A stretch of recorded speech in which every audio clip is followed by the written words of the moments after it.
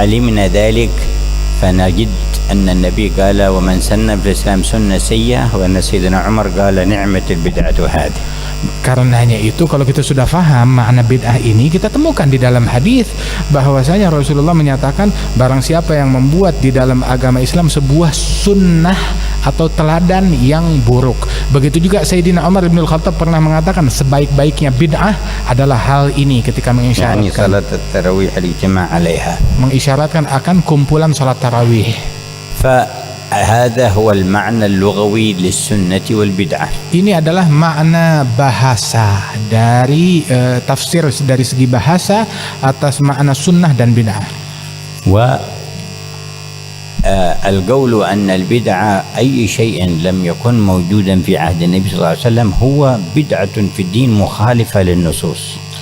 Dan bid'ah itu adalah sesuatu, masuk dalam kategori bid'ah sesuatu yang tidak pernah dibuat oleh Nabi Muhammad SAW yang melanggar dengan dalil-dalil syariat, yang melanggar bertentangan dengan dalil-dalil syariat, itu bid'ah namanya. وقد كان المفهوم للسنة والبدعة واضح بين الأمة على مدى القرون. Dan pemahaman tentang sunnah dan bid'ah dulu jelas selama berabad-abad, semua tahu betul pemahaman yang benar akan makna sunnah dan bid'ah. ابن تيمية عليه رحمة الله يبتدع بعض مفاهيم في البدعة.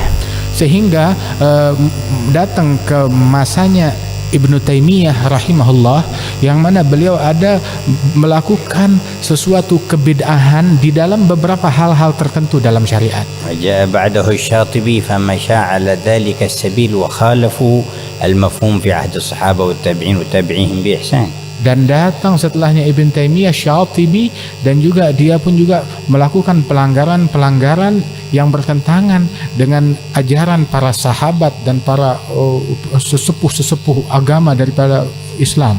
ثم جاء محمد بن عبد الوهاب بعدهم بقرون فجدد كلامهم المخالف لكلام الصحابة والتابعين بإحسان ووسعه ونشره. Hingga datangnya belakangan ini datangnya Muhammad bin Abdul Wahab, yang mana dia ini yang menukil daripada ucapan-ucapan dua orang tadi dan menyebarkan pelanggaran pemahaman-pemahaman akan bid'ah yang melanggar daripada sahabatnya Rasulullah SAW, dan dia menyebarkan ke pelosok-pelosok akan pemahaman yang keliru ini. Ala inna inkar ذكر الله بالجهر أو بالسر الفرادى أو الجماعات الإنكار لذلك بدعة. Padahal sebenarnya mengingkari zikir kepada Allah, baik zikir itu dilaksanakan perorangan ataupun berkelompok, itu tidak boleh diingkari. Mengingkari kumpulan zikir, ingkarnya itu adalah sebenarnya bid'ah. Ala inna inkara madh Nabi sallallahu alaihi wasallam wa kathrat as-salat wassalam alaihi هذا الإنكار هو البدعة.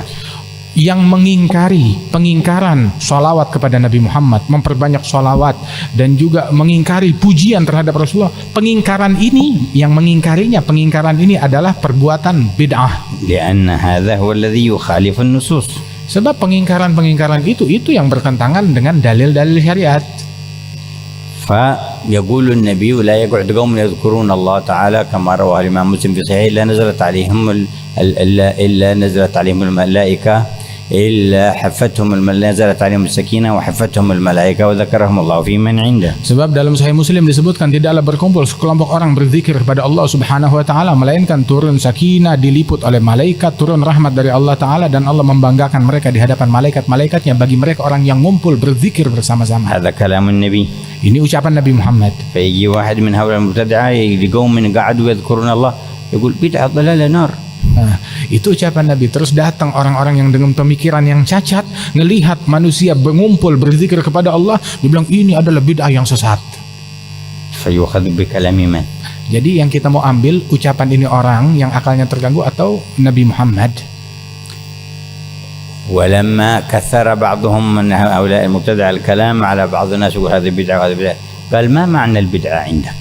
Ada sebagian orang ketika dia banyak mengumbar ucapan ini bid'ah, itu bid'ah di tengah-tengah masyarakat. Akhirnya satu orang saleh, satu ulama berkata, coba apa sih artinya bid'ah?